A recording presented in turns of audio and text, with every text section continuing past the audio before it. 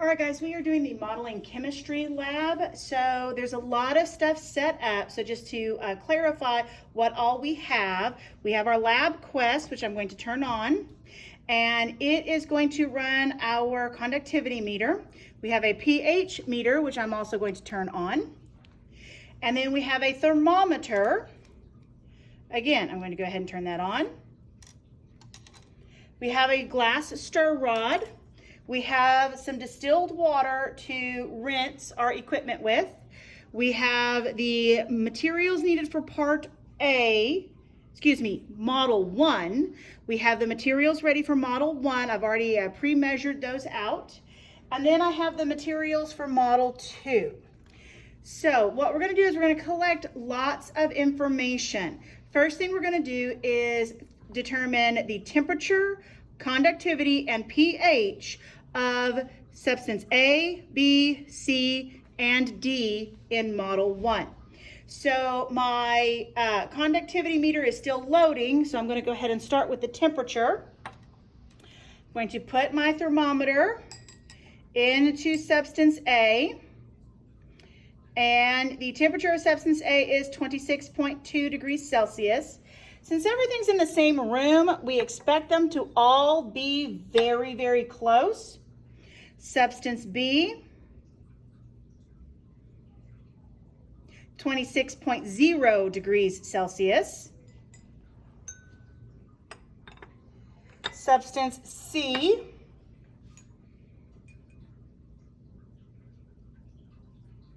26.0 degrees Celsius. Substance D,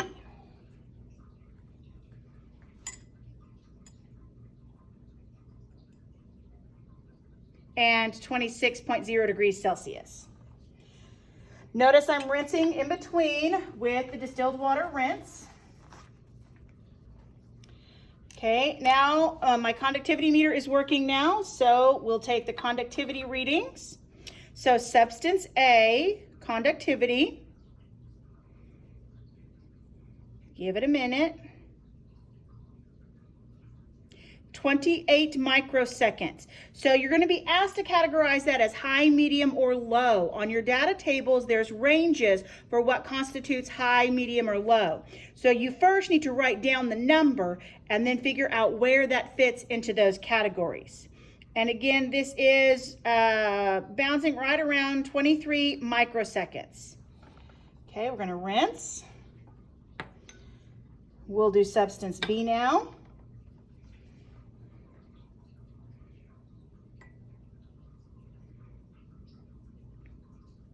So substance B looks a little bit higher. It's right around 44 microseconds.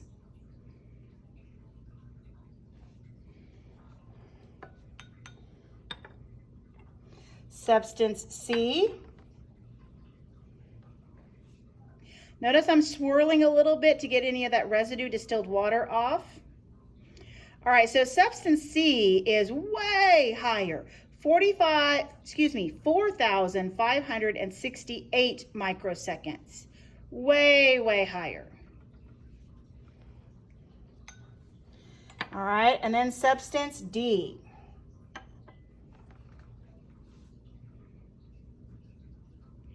Okay, substance D is way up there also, 4,562. So 4,563 now. 4,563 microseconds. So that's the conductivity for the samples. Let's clean up a little bit of water spill. Now let's do the pH. The pH has been sitting in a buffer, so I'm going to rinse off the buffer. The pH of substance A is 8.3. Sorry, it's going down. Hang on. 8.28. 8.28. The pH for substance B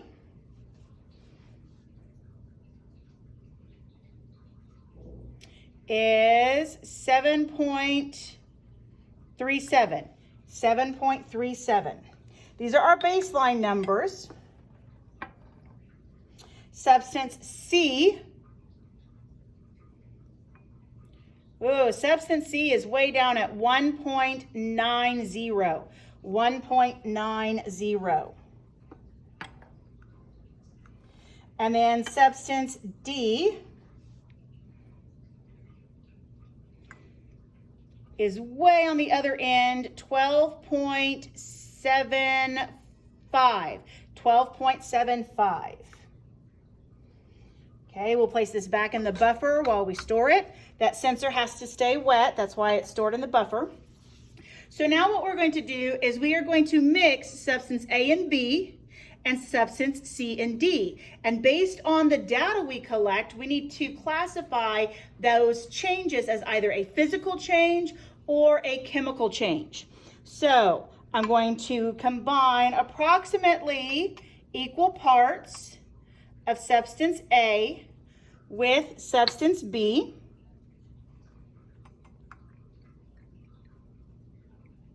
And you can already see that there is a color change. Okay, it turned from a yellow and a blue to a green. Okay, now, is that a physical change or a chemical change? Well, it depends if it was an expected or unexpected color change. Let's get the temperature. See if the temperature has changed significantly at all. And we are at 26.4 degrees Celsius, so not a big change. Okay, let's look at the conductivity. Conductivity is at 35 microseconds. And let's look at the pH. pH is 7.91. 7.91. So there's your data to decide whether this was a physical or a chemical change. Now let's do the same thing for C and D. We're going to combine equal parts C and D. So I'm adding approximately 40 mils because, you know, you don't use beakers to measure volume, but I just want to be roughly equal parts.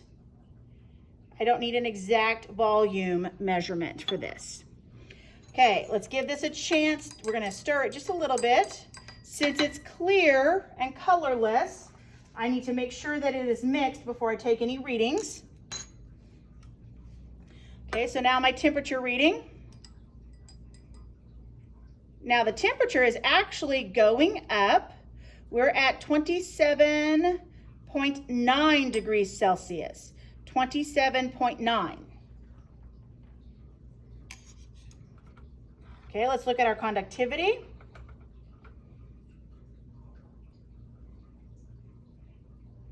Conductivity still stayed pretty high because C and D had high values.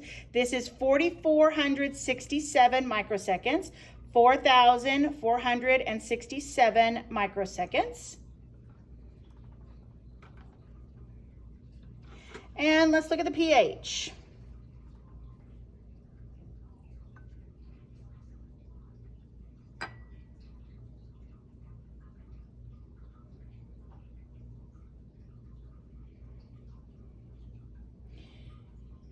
So the pH has changed a little bit, 1.93, not a lot, 1.93 is the pH. All right, so that is the end of Model 1. Now we're going to do Model 2. In class, each group will do one part of Model 2 and then combine the data. I'm going to go ahead and do all of them so that you have all of the information and don't have to contact anybody in your class. Cleaning up a little bit of water there. I got some fresh distilled water so that I can rinse. So now in Model 2, I have 5 beakers of water. This is all distilled water.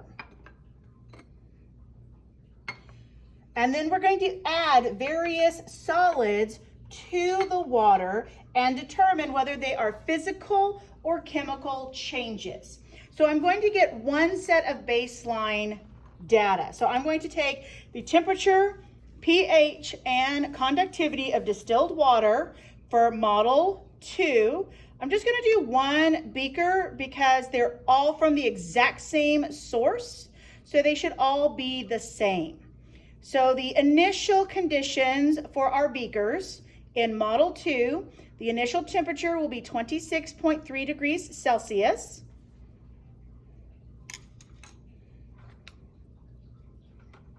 The initial conductivity will be 20 microseconds.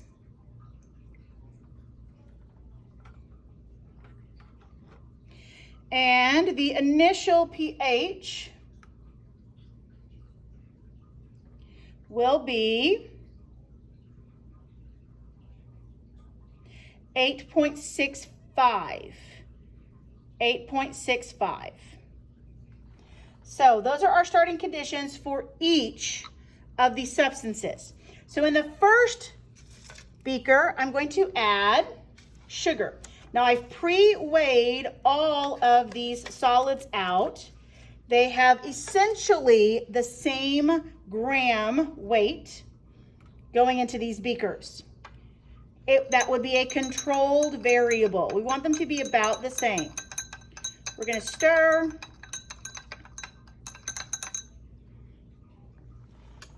I'm going to go ahead and add everybody, give them a time to mix properly.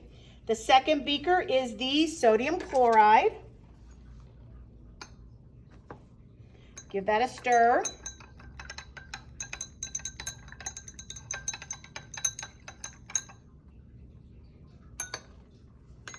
The next one is the sodium acetate.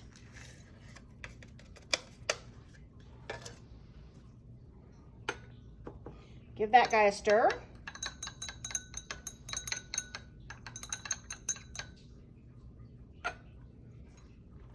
The next one is calcium. And in the calcium one, you can actually immediately see bubbles forming. So that's something that the other ones did not do. The calcium immediately started bubbling when added to the water. And then the last one is the ammonium nitrate.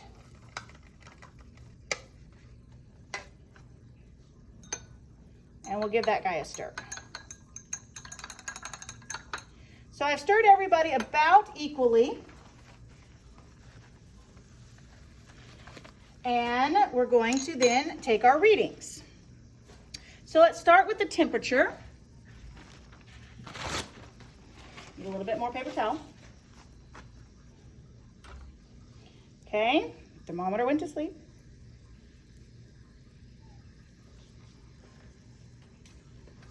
Thermometer died.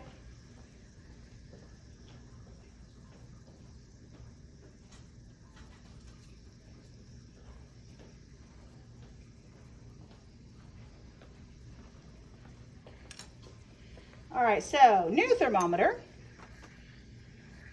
Sugar, temperature of sugar, 21.7. That went down.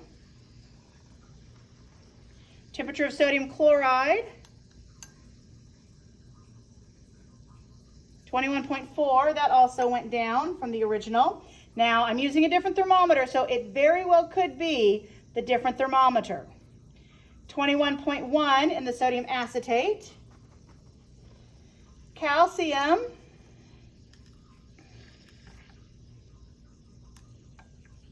still climbing.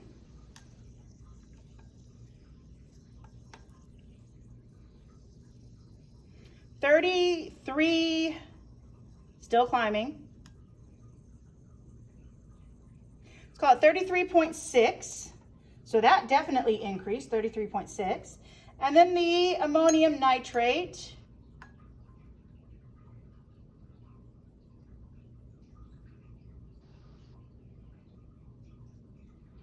dropping, still dropping, 21.2.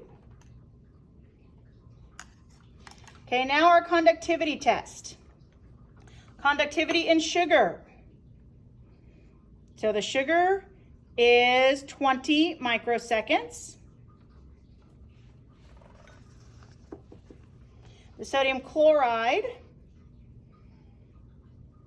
that jumped up to 4,577 microseconds.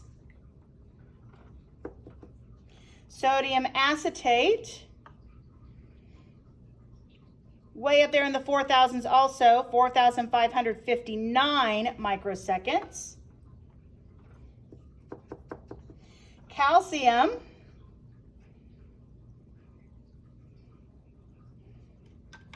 so this one's high, but not as high. This one's going to be 3,585. 3,585. And then ammonium nitrate. Ammonium nitrate jumped back up again to 4,575. 4,575. All right, and then lastly, our pH. pH of sugar in water is still changing, 8.74. 8.74. pH of sodium chloride in water, in distilled water, 6.94. Sodium acetate in water,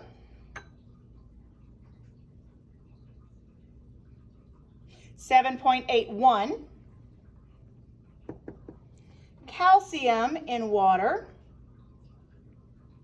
ooh, that jumped up, 12.35. 12.35. And then ammonium nitrate in water,